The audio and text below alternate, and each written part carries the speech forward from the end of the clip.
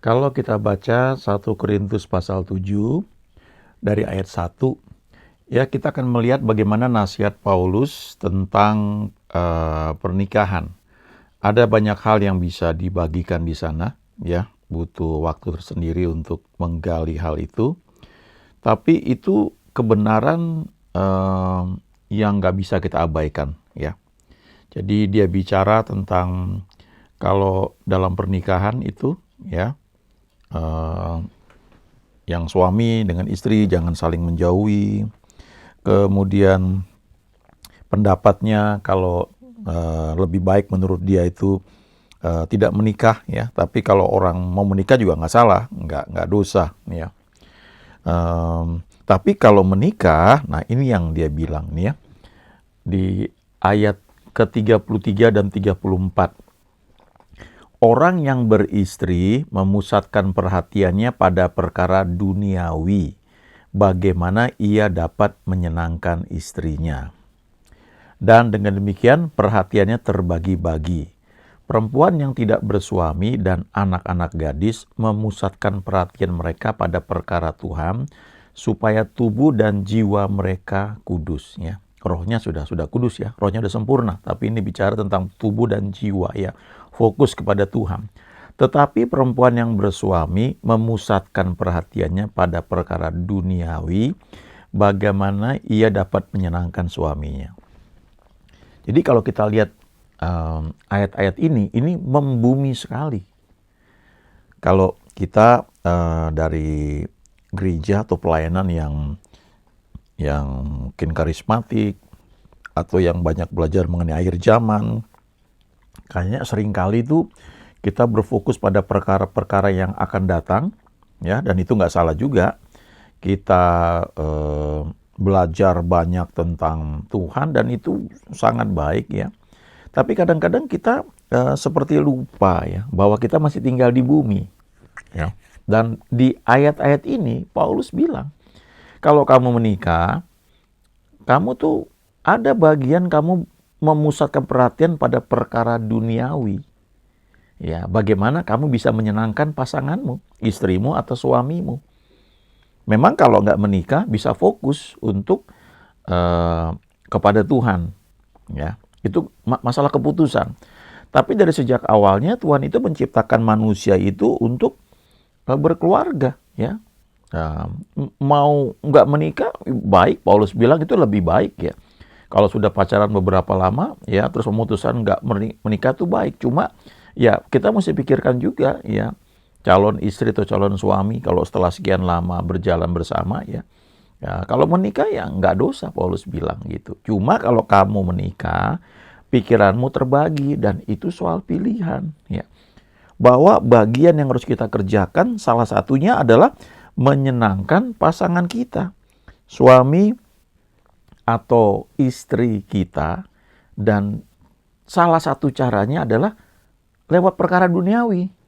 Ya, jadi saya masih ingat dulu, ya, saya punya buku, banyak sekali buku Watchman nih, ya, dan itu hamba Tuhan yang luar biasa. Menurut saya itu dalam sekali kalau dia ngajar mengenai hati, ya. Saya banyak sekali ya baca buku itu, ya, kadang merasa standarnya tinggi sekali. Tapi saya bersyukur juga karena ternyata standar itu bisa dipenuhi karena di Perjanjian Baru ada Roh Kudus dalam hidup kita. Roh kita ini sudah ciptaan baru yang sudah terima Yesus, ya, maksudnya. Lalu kita mengizinkan roh itu bermanifestasi dalam hidup kita, maka kita akan bisa menjadi memenuhi yang dibilang nggak boleh ini, harus begini. Itu dengan sendirinya, tanpa usaha kita. Nah, di sisi lain, ya, kalau kita menikah, apalagi punya anak-anak, kita perlu perhatikan itu, ya, jalan-jalannya juga, ya. Istri kita suka jalan, ya, suka makan misalnya, itu bagian yang nggak boleh dilupakan, ya. Kita nggak boleh bilang, kamu harus banyak doa, ya, jangan banyak jalan, ya, kita udah akhir zaman ini, Tuhan sudah mau datang, ya. Ya, kita doa tiap hari aja, kita nggak perlu jalan-jalan, apalagi ke luar negeri, buang-buang uang. Nggak begitu, ya. Sebaliknya, yang istri juga begitu, ya.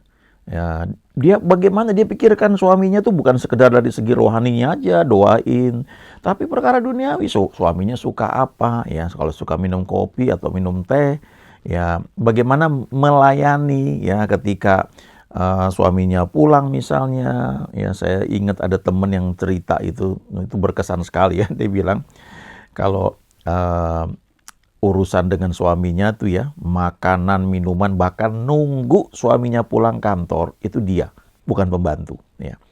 Jadi walaupun ngantuk-ngantuk ya, dia tungguin di ruang tamu, karena ketika suaminya pulang, yang buka pintu tuh harus dia, nggak boleh pembantu. Ya. Kalau suaminya makan tuh ditemani, ya, dibuatin minum, dan duduk di situ, dengerin. Bukan sambil WhatsApp gitu ya, suaminya makan, ditanya gimana kurang apanya, gimana pekerjaan tadi ya.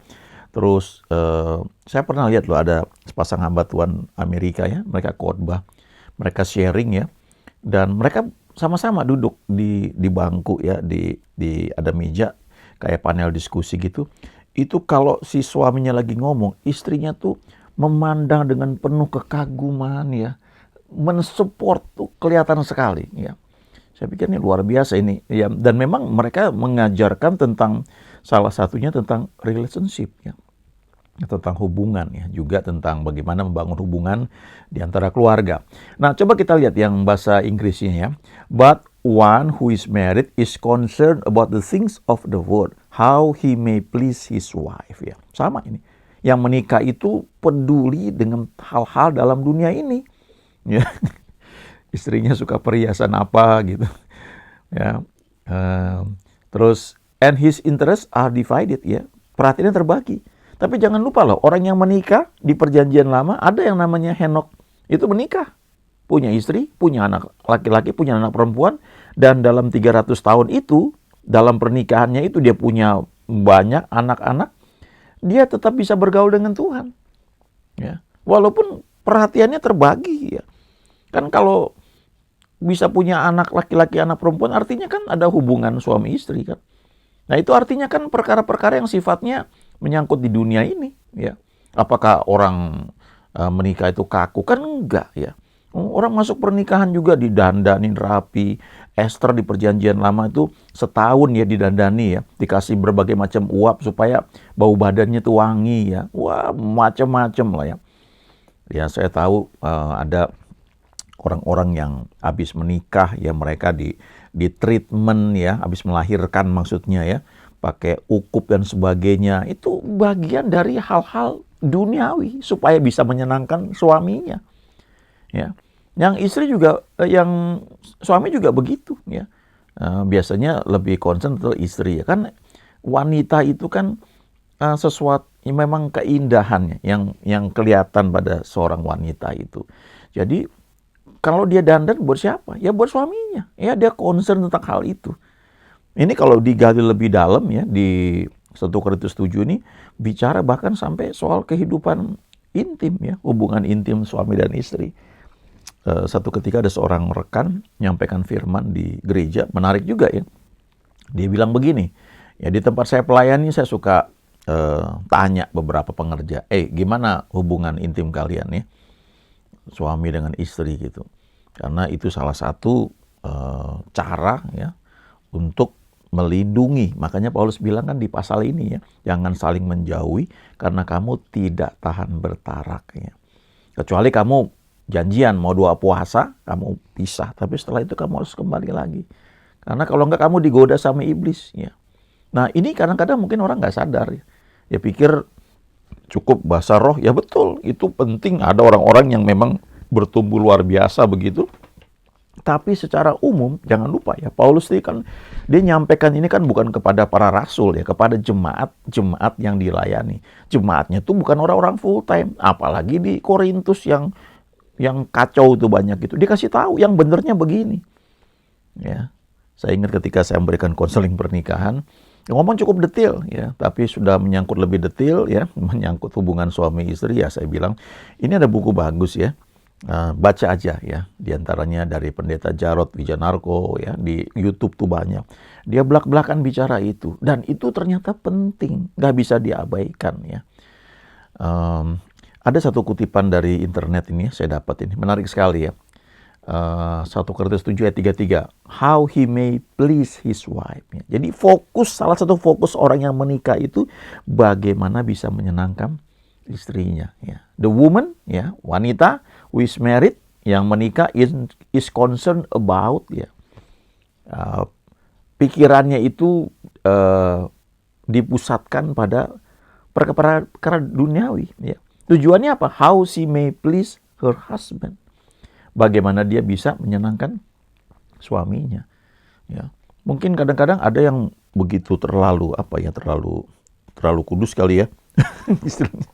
Kadang-kadang tuh saya masih ingat ya, ada orang-orang yang mungkin begitu, itu hal yang baik ya, sungguh-sungguh untuk beribadah kepada Tuhan, serius berdoa, lalu sekian lama tuh akhirnya nggak dapat jodoh gitu. Lalu ada konseling ya ke seorang pendeta. 2 hal dia bilang, doa dan dandan, ya, 2D.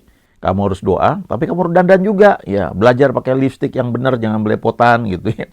Pakai bedak juga yang benar ya. Kamu harus belajar tuh ya, karena itu perkara-perkara duniawi, tapi itu perlu ternyata kalau kamu mau menikah, kamu mau dibanggakan oleh suamimu, ya dandanlah yang baik ya. Itu jangan diabaikan.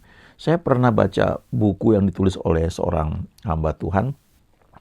Dia tuh tulis surat kepada anak perempuannya yang mau merit. Ya. Anak perempuannya nih bilang, Dedi, ya, bapaknya pendeta, tolong dong ajarin saya gimana apa yang saya mesti buat supaya calon suami saya ini nanti setelah saya menikah khususnya itu mencintai saya seumur hidup saya, seumur pernikahan kami tetap setia sampai Tuhan datang, sampai maut memisahkan kami, kira kayak begitu. Lalu dia tulis buku ya, bukunya itu judulnya Surat-surat kepada Karen ya. Ada berapa pasal.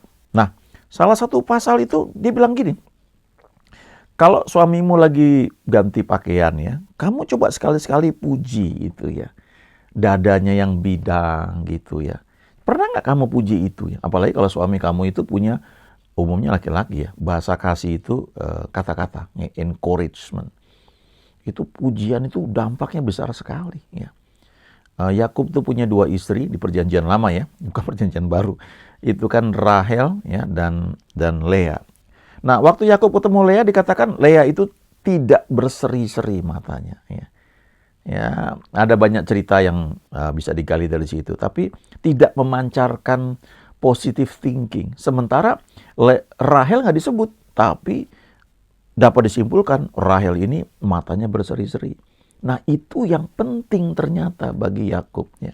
Sehingga 7 tahun bahkan 14 tahun kerja dia happy aja karena ada itu pancaran mata yang memberi semangat itu. Ya, bukan mata yang menuduh, mata yang menganggap remeh, mata yang sayu, yang nggak punya pengharapan ya. Ada orang-orang yang cerita ya, kenapa dia malas pulang ke rumah itu ya, kalau pulang kerja ya, dia nongkrong dulu di kafe. Kenapa? Karena sampai di rumah dia nggak mendapatkan sesuatu yang menguatkan dia. Ya. Dia pikir biar pulang sampai rumah tinggal tidur. Saya pernah punya rekan kerja kayak begitu. Ya, kantor mulai 8:30, dia jam 5:30 udah nyampe. Nah, saya pulang kita 5:30, jam 6. Dia sampai jam 10 malam baru pulang. Dan rumahnya jauh, jaraknya itu jauh sekali. Jadi pulang tinggal tidur. Ya, saya nggak tahu itu orang bisa kayak begitu gimana ya. Tapi mungkin karena dia tidak mendapatkan sesuatu yang harusnya dia peroleh ya di rumah. Nah, jadi ternyata itu hal yang penting ya. Coba puji suami kamu. Pernah kamu puji gitu?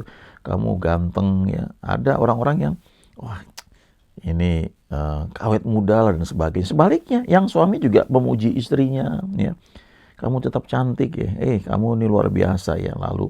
Lalu apalagi yang kalau bahasa kasihnya sentuhan ya. Karena ada istilah jablay itu jarang dibelai ya. Itu yang bahasa kasihnya sentuhan, itu ternyata penting ya.